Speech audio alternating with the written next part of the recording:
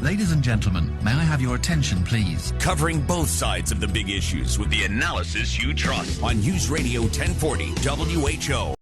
A new survey reveals that 1 out of every 5 American teachers believes that carrying guns in the classroom would enhance school safety.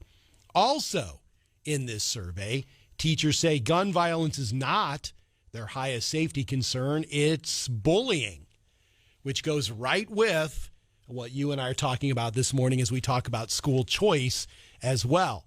Let's talk this over with the Houston-based attorney with Walker and Taylor, a full-service criminal and civil defense firm that focuses on gun law cases. That is Edwin Walker, back on the Davidson Family Dentistry Newsmaker line. Edwin, welcome back to Iowa Radio. Good morning. Well, yes, sir. Thank you for having me. So, Edwin, what was your take on overall on this survey? Well, this is a survey study put out by the Rand Corporation that asked several a survey of teachers basically what they thought of various school safety plans, what they thought the biggest danger in schools were, and of course, it's the gun stuff is always what makes the headlines. One thing that's interesting is that, when you say 1 in 5, that's 20%, and people would justly say, well, that's a very low percentage.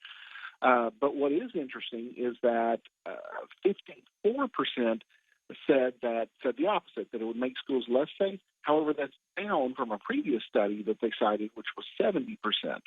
And I think that as more people realize what arming teachers actually means, there'll be more support for it, because unfortunately a lot of anti-gun folks, including the NEA, have sort of put out this narrative that implies that arming teachers means that schools will force all teachers to be armed.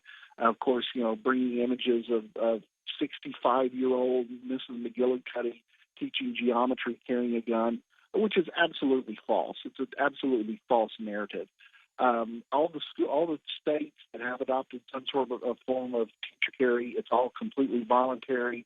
It's usually limited to those teachers that already previously have firearms licenses or firearms experience, and that there's safety and training requirements to go along with it. And so I think that as more people realize, just as this applies to the general public, that whether you're at the store or you're in your house or you're in your car or you're in school, whenever you're attacked by violence, you are your ultimate first responder.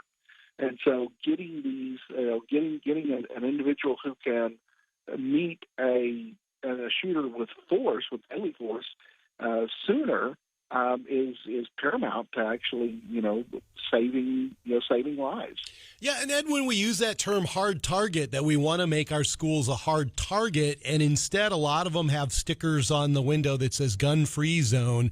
Do you feel like the public tide might be turning and saying that a gun-free zone doesn't mean I'm safe? Yeah, I certainly hope so, because anecdotal knowledge shows that most of the areas are susceptible to mass shootings are these soft targets. And of course, there's no target softer than a school. They publicize the fact that guns aren't allowed. Of course, no law is going to stop a shooter. However, a locked door may, a bulletproof glass may, an armed individual at the front door may, and certainly an armed teacher may. And these are actual concrete safety measures, whereas unfortunately the anti-gun folks, they just seem to want one thing, and that is restricting the population as a whole from access to firearms. For example, here in the state of Texas, of course, the most visible school shooting, most recent one, visible one, was the Uvalde shooting, which was horrific. And this year, the Texas legislature actually passed millions and millions and millions of dollars specifically for school safety, for mental health professionals at schools, for physical barriers, fences, doors, windows, locks, for armed personnel at schools. They passed all these school safety measures. However, the anti-gun folks basically exploited those poor Uvalde families and brought them to the Capitol to testify on one bill one bill they came to testify for, and that was raising the age of a person, of an 18, 19, 20-year-old, all 18, 19, 20-year-olds, to purchase semi-automatic rifles. And so it's very sad that, the anti-gun political folks, they choose to exploit these school shootings to promote their anti-gun agenda instead of actually looking at concrete things that will make schools safer. Well, and Edwin, you brought up a great example where, you try to put this image in the public's mind of Mrs. McGillicuddy with a gun, and that seems to be the primary narrative about having more guns in a location, that somehow people are just going to start shooting and the other people are going to be accidentally hurt. And that's just not a narrative that holds up over time, is it? No, and of course, any teacher or any adult that's given permission to carry a firearm in school is held to the exact same standards that anyone else is when it comes to the use of force and deadly force against another person. They're not given some sort of special privilege. They're not given some sort of special immunity. They still have to abide by the law.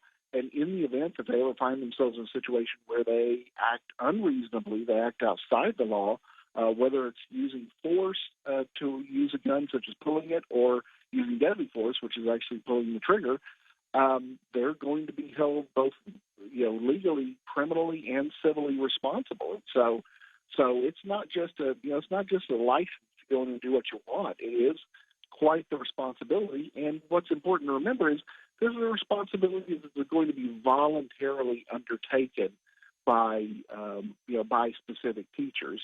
And so you already have an individual who's already got that predisposition, that self-defense mindset. And so they're going to be the ones having the guns. Like I said, not the 65-year-old teacher. It's more likely to be the 30-year-old coach who is, 6'5", 250 pounds, and is not going to have a gun wrestled away from him by some deranged student. Houston-based attorney with Walker and Taylor. That is a firm that focuses on gun law cases. That is Edwin Walker today. Edwin, thanks very much for joining me and your comprehensive view on the topic.